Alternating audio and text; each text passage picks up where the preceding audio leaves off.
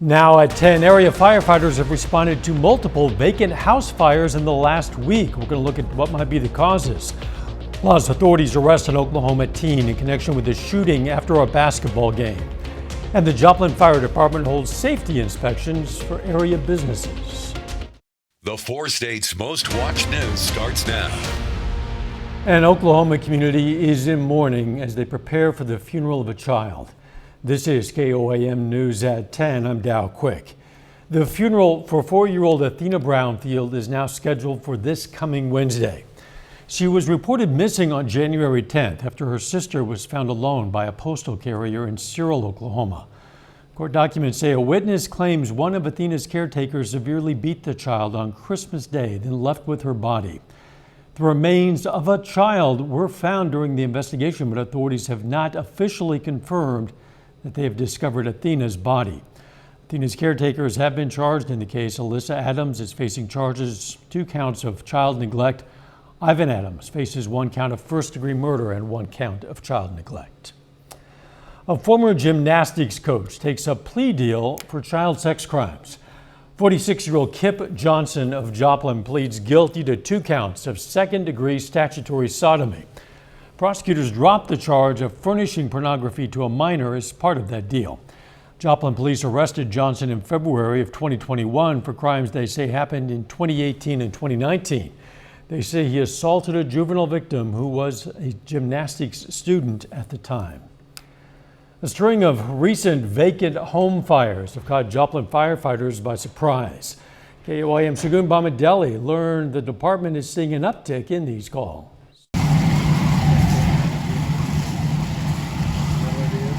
The Joplin Fire Department is responding to more vacant structures than they have in the past. You know, within the city of Joplin, we do seem like we have a lot of structure fires. It's not much more than most communities. A lot of those are within vacant structures, but it's one of those situations where a vacant structure is always going to be at greater risk of having a fire than one that have people in it and tending to it all the time. Despite the buildings being empty, firefighters must respond. We don't ever go into the situation thinking that there's no one in it. There could be somebody inside it that may even be in there illegally, and while that's not, someone being in there illegally is not appropriate, it's still someone that we have to go in and save. The second reason that we do it is that if we just let a fire go, then it threatens all of the property around it, and we don't want to see anyone's property get destroyed. I'm at the Joplin's Police Department where I spoke to a police captain who explains to me the role of police officers in a trespassing case. And he also explains to me what this sheet of paper called a trespass affidavit can do to protect homeowners and their properties. An additional step that the homeowners can do is come to the Joplin Police Department and they can fill out a trespass affidavit. This is a legal document that's signed by the owner of the vacant property. They provide their contact information and they sign the piece of paper that says that they will assist in prosecution if somebody is located on that property that shouldn't be there. Getting friendly with neighbors can save a property. Somebody owns a vacant house, get to know the neighbors. If the neighbors see somebody on that property that shouldn't be there, then they can call the police. And when the police arrive, if that address does in fact have a trespass affidavit on it, it gives us more ability to get that person off that property. Reporting in Joplin, Shagun Bamadelli, KOAM News. Both police and fire departments say regardless of the circumstances, protecting the residents of Joplin is their main priority. Chief Meteorologist Doug Heddy joins us now with a first look at the weather. Well, it actually turned out to be a decent Thursday for us today. It was much cooler, but we got the sunshine, but temperatures actually where they should be. 43 for a high, started at 33. Average high or normal high is 45 degrees, but you can see the difference. Near 60 yesterday, lower 40s for us today, and we stay kind of cool over the next several days. It's cold right now. It's 33 in Lamar, Cassville 33, Grand Lake sitting at 30, Parsons at 29. Most of us will dip back into the upper 20s. Good news here is the winds are calming down because it was pretty windy earlier for us today. So we'll take it if they are going to start to calm down. Pretty much clear skies across the region. You can see clouds increasing. That's the beginnings of our next storm system, which will start to affect us by Saturday. Pretty quiet tonight, upper 20s. We'll talk about that storm system here in just a bit. See you then. Every year, the Joplin Fire Department tries to inspect all businesses in the city, and some of those inspections came today. According to Captain Grimes with the fire department, the purpose of the inspections are to make sure the property, employees, and customers are safe. Each of the 6 fire stations in Joplin will inspect 100 to 200 businesses a year. Their new software, which helps keep track of calls, fire inspections, and also helps them get in touch with businesses faster if a fire occurs. It helps us to do our job more efficiently and effective. It allows dispatch to get us the information faster, which generally translates into a faster response and usually a better outcome. Joplin Fire Department says if a business has anything that needs to be added or changed after the inspection, the business normally has 14 days to make those changes. The Pittsburgh Networking Group is giving people a chance to learn what they're all about. Pittsburgh area young professionals today hosted their kickoff event. Members of the public were able to attend and meet other professionals, learn about the group and some future events. I love giving back to our community. I was one of those kids in high school and college that had thousands of hours of community service. So I just really enjoy giving back to our community that's given so much to me. The group plans to host lunch and learn after work breaks and other professional development events throughout the year. Still ahead, authorities arrest an Oklahoma teen in connection with a shooting after a basketball game. Plus, actor Alec Baldwin faces charges in connection with the shooting death of a set member of the movie Rust. In Oklahoma, an 18-year-old is in custody in connection with a shooting at a high school basketball game Tuesday night. It happened in Dell City, just outside of Oklahoma City. The game had just ended. People were leaving the field house when those shots were fired. The sound of the gunfire was caught on video. Game commentators can be seen ducking for cover and fans running. Alexandria Williams reports. Our officers were attempting to get people out of the building while also trying to identify if there was an ongoing threat to people inside. Police say gunshots were fired around 7:36 Tuesday night inside the Dell City High School basketball game. From the John Smith Fieldhouse tonight where the Millwood Falcons fall. But they said their officers were there ready, doing what they could to keep everyone safe. So we had 4 officers that were already on scene at that time. 2 were providing security for Middle schools for the basketball game, and there were 2 others that were on duty who had stopped to assist them just as the game was ending. They say they have meetings with the school administration to discuss safety protocols to keep students, staff, and visitors safe during school events. But after Tuesday's shooting, he says they may be making some changes. The administration and their security that's through Middle schools was on scene last night, and so they've already had a good idea as to what we were encountering as well, and we've worked with them for many, many years. And so I imagine that once the investigation comes to a close, we'll be sitting down with them and kind of going over, what we need to do as a department and what they need to do as a school. More shots were reportedly fired in the parking lot. One person was taken to an area hospital in a private vehicle. When that person was listed in stable condition, no Dell City High School students were injured.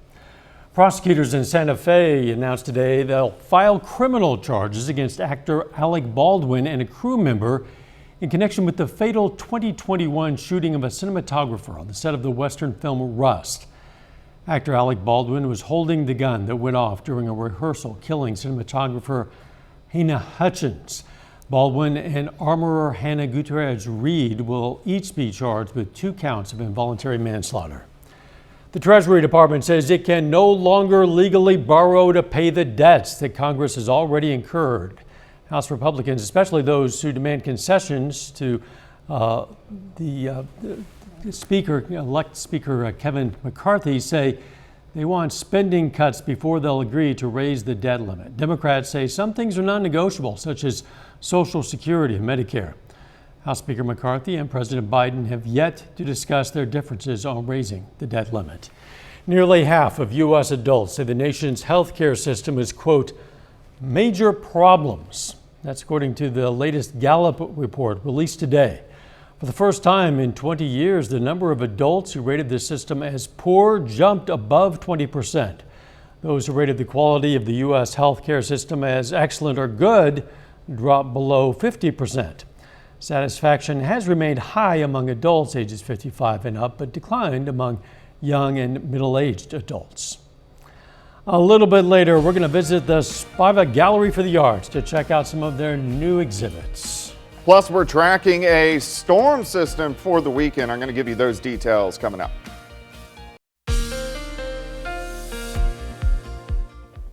Well, it definitely turned out to be a decent day for us today. We got the sunshine back, but temperatures quite a bit cooler. We have clear skies out there right now. Nice shot. Indigo Sky Casino and Resort just outside of Seneca, Missouri. All right, high temperatures for us. Most of us low to mid 40s across the board. Of course, we've dropped off now. We have Garnett at 29, Nowata sitting at 31, 33 in Columbus, Seneca 32, Sarcoxy 32, Greenfield checking in at 33 degrees. But here's the good news. The winds have died down. It's not near as windy as what it was earlier today. So that's good. We can go outside, 7th and Range line. Clear skies, sitting at 33, westerly winds, 5 to 10. Humidity is at 75%. Through the overnight hours, temperatures are going to drop back into the upper 20s. So it is going to be cold. At least we're going to have clear skies, and at least the winds are going to die down. Nothing going on outside here. In fact, the entire Central Plains pretty quiet, but our next storm system building out to the west. You can see the snow through parts of Utah, down through northern parts of Arizona. That system, overall a weak system, a weak to moderate, but that system is heading toward us as we head toward the weekend. We're going to start tomorrow, cold, clear skies, quite a bit of sunshine through the morning hours, about 40, 42 by noon. As we go into the afternoon, we'll stop at 4:30. You can see anywhere from 43 Lamar, 46 Cassville, Grand Lake, 48 Parsons at about 46 degrees. Tomorrow night, clouds increase, winds out of the southeast, so we'll have a cloudy start on Saturday. As we march through the day, here's 10 a.m., you can start to see rain and snow picking up far western counties. Most of us will stay dry Saturday morning. As we get into the afternoon, we start getting light showers in here, and it could be mixing with a little bit of snow in northwestern counties if you live out near Yates Center, Chanute, or Iola. As we get into Saturday evening, light showers across the region, a few snowflakes trying to mix in, but as this storm system is working through, it's weakening. As we get into Saturday night, still light showers, mixing with a little bit of snow, all the way into Sunday morning, and then this whole system will exit. So there may be some very light slushy accumulations. I would say a dusting, half an inch, but maybe upwards to an inch in our far northwestern counties. So the overall here is not a big impact on the roads for us as we go through the weekend, which is good. All right, day planner tomorrow, 27 start, 42 by noon, high temp, right around 46 degrees. We have another storm system right on the heels as this system pulls out on Sunday. Monday, not bad. We start to warm back up, but as we get into Monday night and Tuesday, showers start to develop again. And this system has the potential to be a little bit stronger. It really wraps up right on top of us, so we could switch to a very heavy snow, but that's still several days away, but we'll keep our eyes on it. 46 tomorrow, our weak system this weekend, highs right around 40.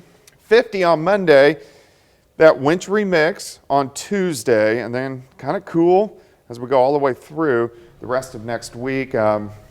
Just kind of chilly. We're starting to cool down a little bit more. Well, you know, it's about time, I suppose. Yeah, that's very true. It's January. It's the 4 states. It is. Thanks, Doug. Spiva Center for the Arts in the Cornell Arts and Entertainment Complex has opened a new exhibit. The exhibit is named after multimedia artist Holly Wilson. Wilson creates figures that serve as storytellers to the world, convey stories of the sacred and precious moments of our day, vulnerabilities and strength. She works in various media. Those include paint, photography, and glass. I think the main thing that really draws people into this work is her intense sculptural installations. There's at least 4 pieces in this show that are just showstoppers. That exhibit runs until March 4th. It's open Tuesday through Saturday, 10 a.m. to 5 p.m. Spiva Center for the Arts also has an exhibit dedicated to Neosho, Missouri native Thomas Hart Benton. The Thomas Hart Benton Lithographs exhibition displays his complete collection of 91 lithographs, which reflect the concept of American identity. The prints displayed are variations of the artist's famous paintings. The Cornell complex proved to be a good place to place the art. The work you see here, there's a lot of history. There's a lot about rural life. There's a commentary on, what was happening during the time that he made the work. It's definitely Thomas Hart Benton's style. That exhibit is available to visit until March 5th. Still ahead, we're going to hear from the Chiefs head coach Andy Reid on this weekend's playoff matchup with Jacksonville. And the Raider Classic basketball tournament begins at Frontenac High School. Jacob Leonard has that and more up next.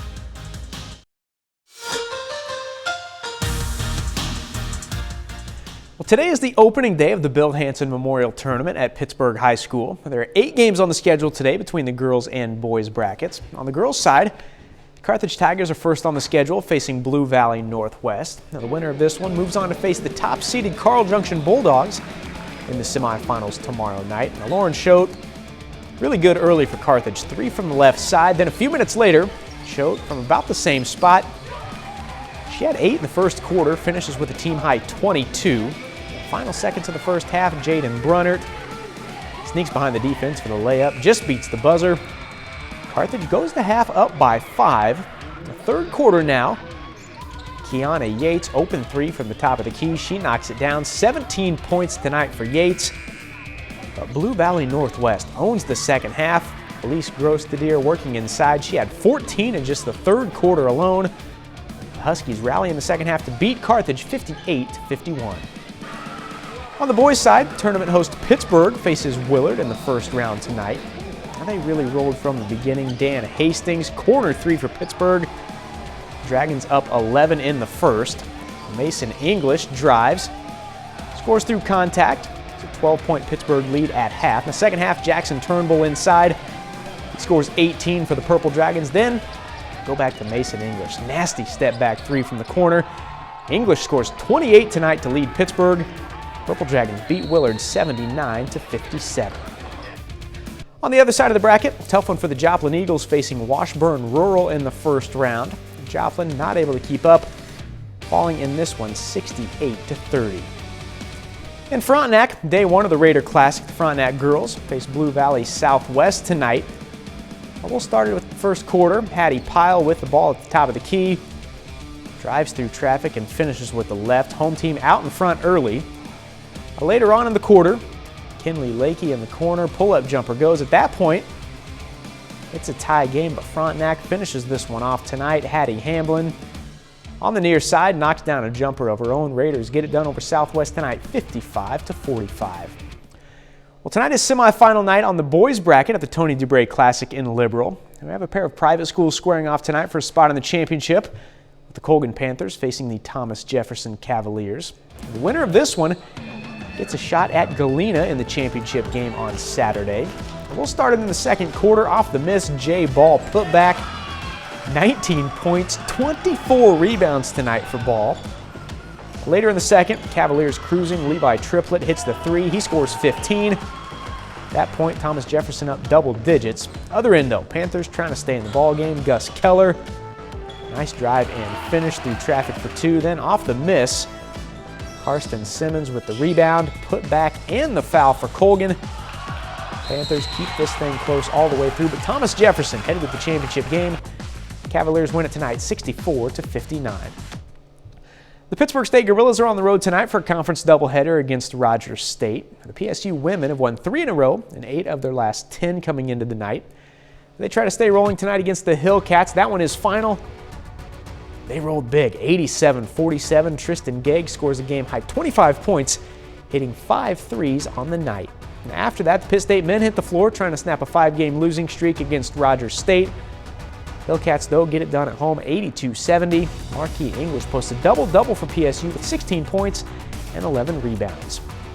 The Kansas City Chiefs are just 2 days away from their playoff opener. The Chiefs host the Jacksonville Jaguars on Saturday, with the winner moving on to the AFC Championship game. Kansas City coming off a bye in the first round, while Jacksonville knocked off the Chargers 31-30 in their playoff opener last week. Chiefs head coach Andy Reid is 27-4 all-time after a bye week, including 3-0 after a bye in the playoffs, with Patrick Mahomes as his quarterback. They've already beaten the Jags once this season, 27-17 back in November, but since then, Jacksonville's 7-1, and they're not the same old underdog Jags. Their offense is executing very well. I think they've got a pretty good grasp of what Doug's expecting from them. And I'd say the same thing with Mike Caldwell's defense, that they've got a lot of phenomenal players on that defense, and they're playing faster than we saw them the last time. I think they're just more comfortable overall. It's kind of hard to wrap your head around and make it like the Jags are a threat, but they do have good players, and they obviously have a good coach. They surprised the Chargers the second half of last week's game. They've been doing well for the last half of the season or so. We'll be right back. Take time now to honor a local veteran. Darren Johnson served in the U.S. Army from 1999 to 2009. The Jasper, Missouri native was stationed in Iraq, earned many medals, including the National Defense Service Medal, Iraq Campaign Medal, the Overseas Service Ribbon. And we are proud to salute Darren Johnson, a four-state hero. I'm going to let you in on a little chat we were having. Assuming the Chiefs win on Saturday, who do you want to play in the championship game? I would Bengals just rather or play the Jaguars 2 weeks in a row and then go to It's not an option. It's difficult because, Cincinnati, Bills it or seems Bengals? as though it has their number, but so you would get that game in Kansas City. If it's the Bills, it's in Atlanta. They're all dangerous. We're supposed to talk about weather. Oh, we can do that. Partly sunny tomorrow. High temp right around 46. Sports notes. We'll have more on the Chiefs game against the Jags right here tomorrow night. Morning show, 5 a.m. Let's make it a great tomorrow.